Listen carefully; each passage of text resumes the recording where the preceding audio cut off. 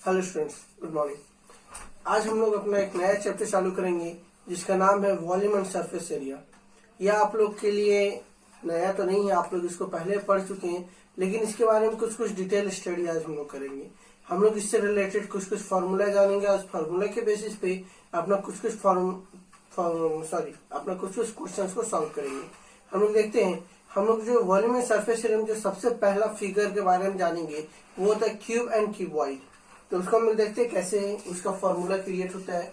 तो सबसे पहले हम लोग यहाँ लेते हैं क्यूबॉइड। क्यूबॉइड के लिए हमारे पास जो फॉर्मूला बनेगा एक होता है TSA। TSA मतलब होता है total surface area, total surface area. दूसरा होता है LSA। ये चूंकि एक हम लोग कॉर्नर फिगर है, 3D फिगर है, इसलिए इसमें हम लोग LSA लेते हैं। अगर ये कर्व होता, अगर ये सर्कुलर पार्ट में होता तो उसको CSA बोलते। यहाँ पर हम लोग इसको LSA बोलते हैं। LSA means lateral surface area. और एक हम लोगों का इसमें जो सबसे मेन चीज जानना रहता है वो होता है वॉल्यूम। वॉल्यूम को दूसरा भाषा में हम लोग बोलते हैं कैपेसिटी। किसी भी कंटेनर में किसी भी चीज को रखने का कितना कैपेसिटी होता है, उस कैपेसिटी को हम लोग बोलते हैं वॉल्यूम। तब TSA क्या होता है क्यूबॉइड का, और वो क्यूबॉइड दिखता कैसा है। तो क्यूबॉइड का लेंथ, ब्रेथ और हाइट होता है, वो अलग से होता है। अगर इसका हम लोग एक फिगर बनाए तो फिगर देखिए, इसका हम लोग फिगर कुछ इस तरीके से बनेगा। हम यहाँ बोर्ड पे बना रहे हैं, तो आप लोग को 3D का फिगर का आप लोग को यहाँ इमेजिन करना होगा कि ये फिगर कुछ इस तरीके से दिखेगा।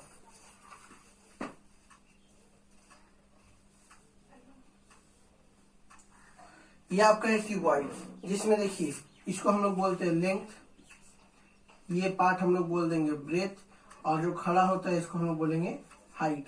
अब इससे रिलेटेड इसमें कितने फेस होते हैं, कितने सरफेस होते हैं, कितने एज होते हैं, कितने वर्टेक्स होते हैं, सारा चीज हम लोग जानेंगे और उससे रिलेटेड उसका फॉर्मूला हम यहाँ पे आपके लिए एक बना के रखे हुए हैं।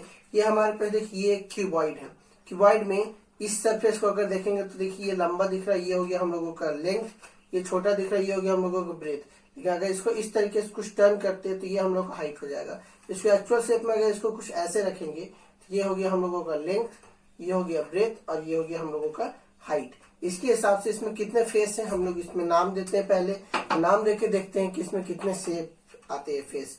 ये हम लोग नाम दे दिए, मान लीजिए 1 है फर्स्ट फेस, इसको टर्न करते हैं, ये हम लोग का हो गया सेकेंड फेस। इधर हम लोग लेकर चलते हैं, ये हो गया हम लोग को थर्ड फेस। इधर लेते हैं, ये हो गया हम लोगों का फोर्थ फेस। ये चारों तरफ से 4 फेस। अगर हम लोग इधर से ले, ये हो गया हम लोगों का 5th फेस और ये हो गया हम लोगों का 6th फेस। हम लोग 6 फेस इसमें हम लोग ले चुके हैं। अब इसमें हम लोग आगे देखते हैं कि इसका total surface area. Total surface area नाम से ही पता चल रहा है कि जिसमें जितना भी सरफेस है, सबका एरिया जब हम लोग फाइंड कर लेंगे तो इससे हम लोग को निकल जाएगा टोटल सरफेस एरिया। हम लोग देखते हैं इसमें कितने सरफेस हैं। ये हम लोग को सरफेस 1 में ये जो लंबा वाला लाइन है, ये हम लोगों को इसको हम लोग L ले लेते हैं। ये जो लंबा लाइन है इसको हम लोग सपोज कर लेते हैं L। ये हम लोगों का लेंथ, जब ये लेंथ है तो ये भी लेंथ हो जाएगा। उसी तरीके से जो भी हमारा लंबा लाइन है ये हम लोगों का लेंथ बन जाएगा। ये भी लेंथ है तो इधर आएंगे तो ये भी हम लोगों का लेंथ हो गया, ये भी L हो गया, ये भी L हो गया। ये दोनों इधर जब टर्न करेंगे तो ये भी हम लोग को L हो जाएगा लंबा वाला, ये भी L हो जाएगा। जब हम लोग इधर टर्न करेंगे तो यहाँ से ये भी L हो गया और ये भी L हो गया। अब ब्रेथ की जब हम लोग बात करें, ये देखिए जब इसको हम लोग इस तरीके से टर्न करके रखते हैं तो इसमें हम लोग को ब्रेथ मिलता है। ये पार्ट हमारा ब्रेथ हो गया, इसको हम लोग यहाँ लिख लेते हैं ब्रेथ। ये ब्रेथ हो गया, ये भी हमारा ब्रेथ हो गया, ब्रेथ का पार्ट हो गया। हम लोग इसको टर्न करते हैं, टर्न करके इसको हम चेक करते हैं, इधर भी हमारे पास ब्रेथ मिलेंगे। इधर भी देखिए ये पार्ट हमारा हो गया यहाँ ब्रेथ, ये भी ब्रेथ हो गया।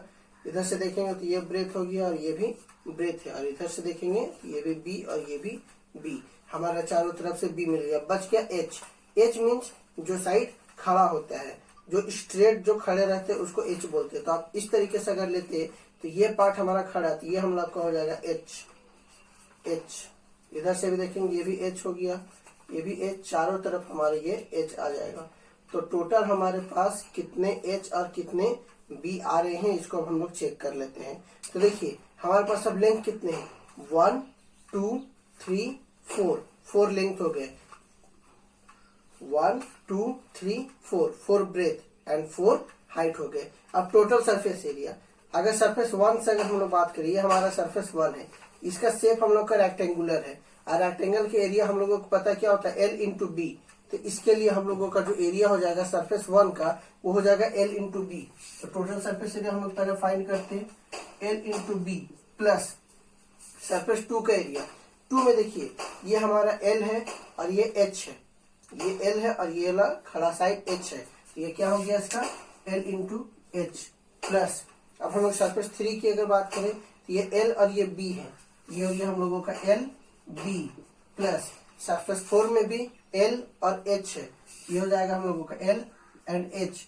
अब सरफेस 5 और 6, ये हमारा सरफेस 5 है, ये बी और एच है, मतलब ब्रेथ और हाइट है, ये हो गया हम लोगों का बी इंटू एच प्लस, और सरफेस 6 में भी देखेंगे ये बी है और ये एच है, हम लोगों की हो गया बी इंटू एच। मतलब कि जब हम लोग ये ऑल टुगेदर जब सबको ऐड करते तो ये हमारे जो टर्म आ जाएगा टोटल सरफेस एरिया, देखिए एल बी 2 बार है, एल एच 2 बार है और बी एच भी 2 बार है। तो total surface area of the cuboid, इसको जो फॉर्मूला हम लोग का बनेगा टी एस ऑफ क्यूबॉइड, वो हो जाएगा 2 into L into B plus B into H plus H into L. ये होता है हम लोगों का टोटल सरफेस एरिया का फॉर्मूला। अब लैटरल सरफेस एरिया कहने का मतलब कि एक ऐसा क्लोज्ड फिगर जो ऊपर और नीचे से खुला हुआ रहेगा, मतलब ऊपर का पार्ट भी नहीं रहेगा और नीचे का पार्ट भी नहीं रहेगा। फॉर एग्जाम्पल अगर हम लोग इसी फिगर को अगर अच्छे से देखेंगे, ये देखिए ये पार्ट हमारा खुला हुआ है, इधर से भी खुला हुआ, उधर से भी खुला हुआ, सिर्फ इसका चारों तरफ का जब ये पार्ट रहेगा तो इसको हम लोग बोलते हैं लैटरल सरफेस एरिया। मतलब कि ये वाला ब्रेथ इनटू हाइट और ये ब्रेथ इनटू हाइट नहीं रहेगा। इसके अलावा हमारे पास 4 रहेगा, 1 2 3 4, ये पार्ट सिर्फ चारों तरफ से रहेगा, लेकिन ऊपर और नीचे का पार्ट हमारे पास नहीं रहेगा। इसको हम लोग अंदर की ओर फोल्ड कर देते हैं, ज्यादा इजीली समझ में आएगा। ये तो फोल्ड करके अभी हम लोग चेक कर लेते हैं।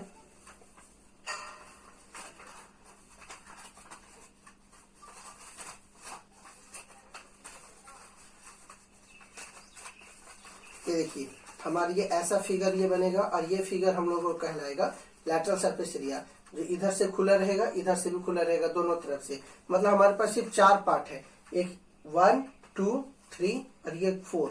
तो ऐसे फिगर को अगर ऐसा रहेगा जो ऊपर और नीचे से खुला हुआ रहे, तो इसको इस तरीके का फिगर का जब हम लोग एरिया निकालना रहता है तो इसको हम लोग बोलते हैं लैटरल सरफेस एरिया। और लैटरल सरफेस एरिया का जब हम लोग इसका फॉर्मूला देखेंगे तो फर्स्ट पार्ट का जो एरिया बनेगा वो हो जाएगा L into B plus second part का बनेगा B into H plus third part का बनेगा L into B plus fourth part का बनेगा, सॉरी बी इंटू एच नहीं है, एल इंटू एच है, एल इंटू एच और यहाँ पर भी एल इंटू एच। तो हमारे पास यहाँ पे सिर्फ ये चारों फिगर बनेंगे और चारों फिगर से देख रहे कुछ हम लोगों का कॉमन आएगा, और कॉमन क्या आएगा, एल प्लस बी हम लोगों का कॉमन रहेगा और कॉमन आ जाएगा हम लोगों का। तो हम लोगों का जो लैटरल सरफेस एरिया का जो फॉर्मूला बनता है वो होता है कुछ ऐसा, 2 into L plus B into H.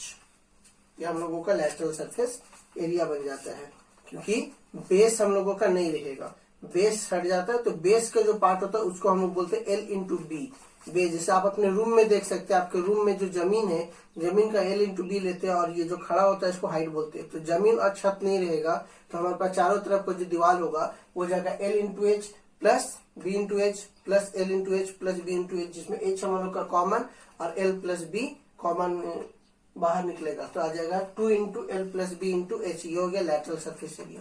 Next volume. Volume का मतलब होता है कैपेसिटी।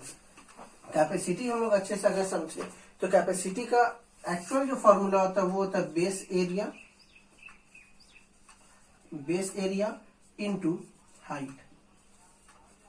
जिस भी जगह पे हम लोग जो भी सामान को रख रहे उसका जो भी बेस है, बेस जिस भी शेप में है उस बेस के एरिया और उसको जब हाइट से मल्टीप्लाई करते हैं तो इसको हम लोग बोलते हैं वॉल्यूम। मतलब वॉल्यूम यहाँ पे बेस के एरिया हम लोग जनरली एल इंटू बी लेके चलते हैं, ये बेस का एरिया हो गया L इंटू बी और हाइट को a से लेकर चलते, तो volume of the cuboid is L into B into H. इसको और अच्छे से इसको लिख लेते हैं ताकि हम लोग को क्वेश्चन बनाने में इजी रहे। तो हमारा फर्स्ट पार्ट था क्यूबॉइड। क्यूबॉइड और क्यूब दोनों में एक ही डिफरेंस है कि क्यूब का हर साइड इक्वल होता है और क्यूबॉइड का हर साइड इक्वल नहीं होता है। तो फर्स्ट हम लोग जानते हैं क्यूबॉइड के बारे में। क्यूबॉइड, इसका शेप हम लोग इसको अच्छे से बना लेते हैं पहले।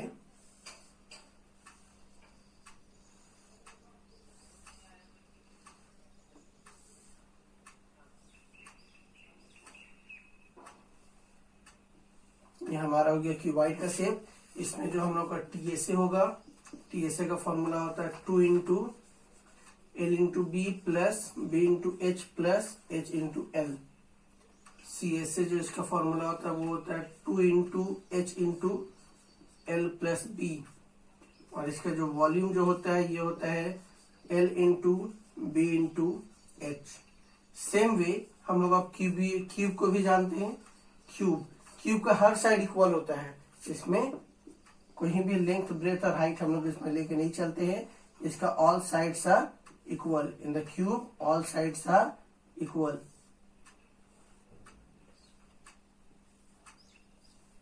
जब इसका हर साइड इक्वल है तो इसका हर साइड को हम लोग ए सपोज करते हैं, इसलिए इसका जो टीएसए का फॉर्मूला बनता है वो हो जाता है 6 इंटू ए स्क्वायर। ए स्क्वायर कहने का मतलब 6 इंटू ए इंटू ए। और इसका एलएसए जो होगा, LSA means lateral surface area, ये होता है 4 इंटू ए स्क्वायर मीन्स 4 इंटू ए इंटू ए। और इसका जो वॉल्यूम होगा वो होता है ए का power cube, it means A into A, जहाँ ए का मीन्स है क्यूब का साइड। ये था आपका क्यूबॉइड और क्यूब का जनरल फॉर्मूला। इस फॉर्मूला के बेसिस पे आप कोई भी क्वेश्चन को सॉल्व कर सकते हैं। इस पे एक चीज और ध्यान दीजिएगा, जब कभी भी आपको कैपेसिटी फाइंड करने के लिए बोलेगा तो आपको वॉल्यूम निकालना है। इसके साथ साथ एक और इम्पोर्टेंट टॉपिक जो आपको इसमें याद रखना है वो ये है कि अगर आप लोगों को नंबर फाइंड करने बोलेगा, अगर आप लोगों को नंबर फाइंड करने बोलता है तो नंबर के लिए अलग से फॉर्मूला आपको बनता है। नंबर ऑफ एनी मैटर और एनी सब्सटेंस और एनीथिंग इज इक्वल टू, किसी का भी अगर फाइंड करने बोलता है तो जनरली हम लोग उसमें क्या करते हैं, बिगर वॉल्यूम या फिर area divided by smaller volume या फिर एरिया। इससे रिलेटेड कुछ क्वेश्चंस को हम लोग सॉल्व करेंगे और हम लोग देखेंगे कि हम लोग उसको कैसे फाइंड आउट करते हैं। इस वीडियो के लिए मात्र इतना ही। नेक्स्ट वीडियो में हम लोग इससे रिलेटेड क्वेश्चंस को सॉल्व करेंगे। हम लोग उससे रिलेटेड एक क्वेश्चन देख लेते हैं। क्वेश्चन है, how many planks of dimension 5 metre into 25 centimetre into 10 centimetre can be stored in a pit which is 20 metre long, 6 metre wide and 80 centimetre deep. कह रहा है यहाँ पे कि एक प्लैंक है, प्लैंक का जो लेंथ ब्रेथ और हाइट है वो कुछ इस तरीके से 5 मीटर लेंथ है, 25 सेंटीमीटर ब्रेथ है और 10 सेंटीमीटर हाइट है। इसको हम लोग को एक पिट में रखना, मतलब गड्ढा में इसको रखना है।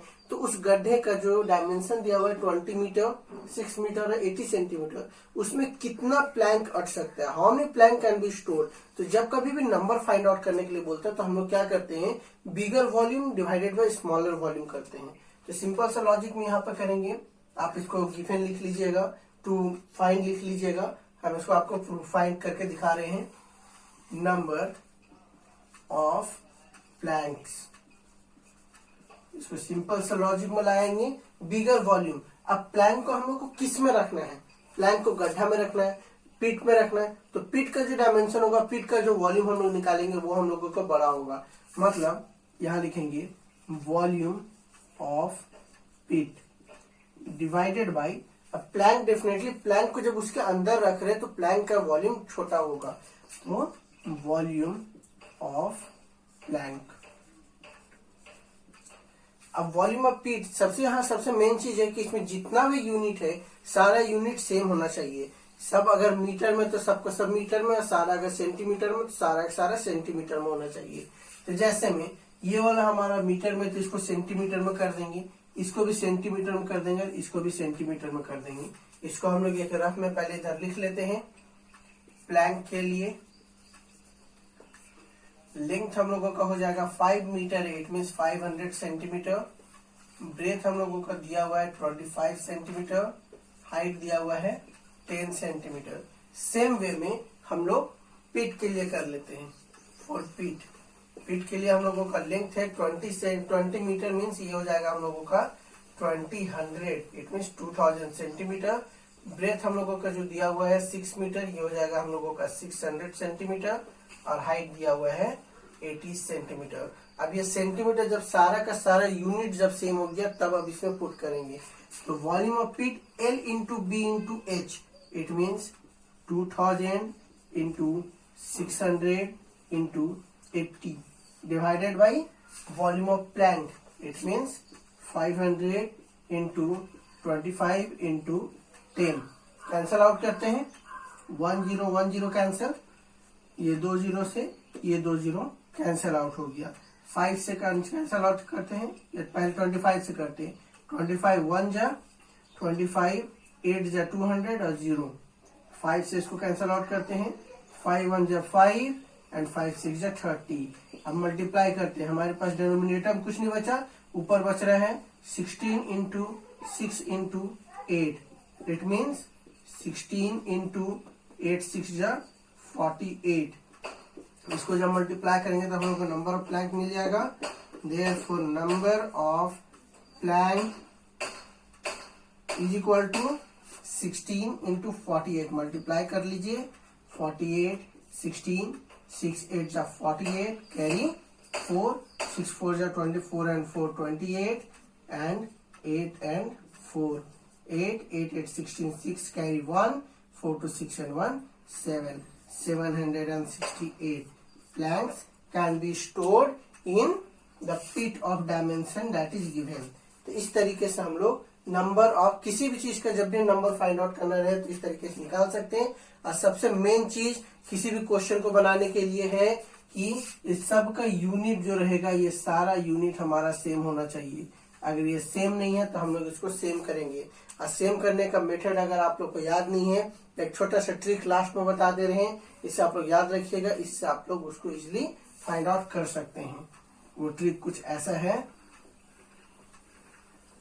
हम लोग उसे एक सॉन्ग के जैसा पढ़ते हैं जिसका है milli centi deci metre deca hecto kilometre. सब में आपका मीटर लगेगा, ये ऑलरेडी मीटर है, इसमें मीटर नहीं लगेगा।